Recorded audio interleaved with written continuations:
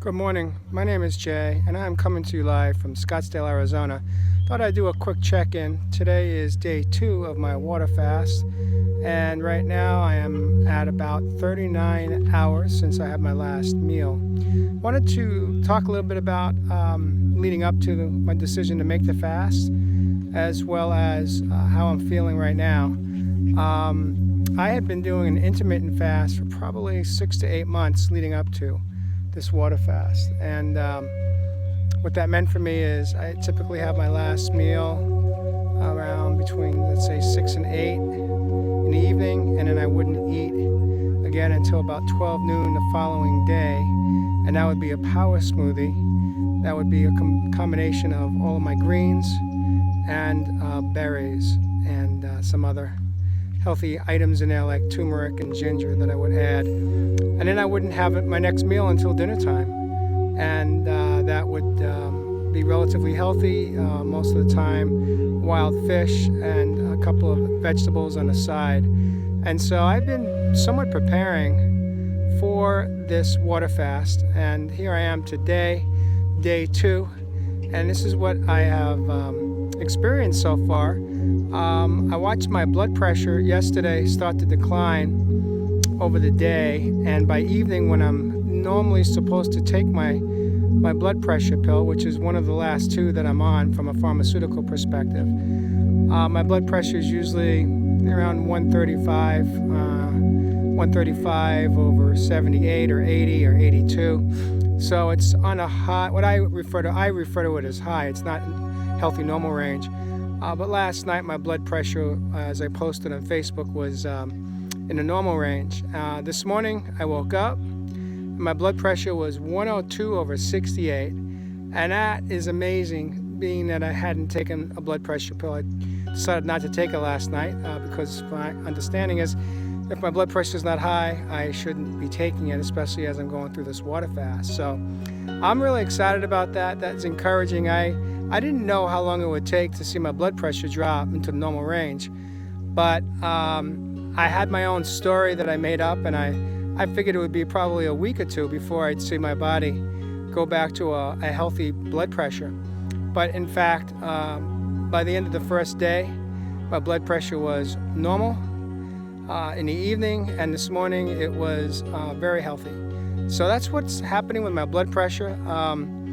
I woke up at about 11:35 last evening. I just woke up, I felt like it was morning time, and of course it wasn't when I looked at my clock. So I forced myself to fall back to sleep and pop back up again at about 4, and I went into prayer and meditation, fell back down to about 5:15 or so, and then I got up and started my day. I made a decision to take a bike ride through the Greenbelt, not do my hike. I've been preparing also since I got here a week ago Wednesday. I've hiked every day except for the first day when I took a bike ride. And these hikes have been, they're considered moderate, but for me, it's pretty extreme due to blood clot that I have in my bypass in my right leg. So I deal with significant pain while I'm hiking, but they say that's good for me, so that's how I continue to build the collaterals. So in any event, as far as my hunger goes, I'm okay right now. Yesterday I got through the day. I, of course, had moments of hunger. Sometimes I'd feel it in my stomach. Sometimes I think it was just in my head, or it's a combination of both. Right now I'm doing okay. They say that sometime between the 3rd and 4th day, typically your hunger pains go away, and it just changes. So I'm hopeful that I won't have to wait 3 or 4 days, the 3rd or 4th day, to experience that. I'm hopeful that due to the fact that I prepared for this water fast by reducing my food intake in the last, I believe, 3 days, I didn't have anything other than my power smoothie and soup.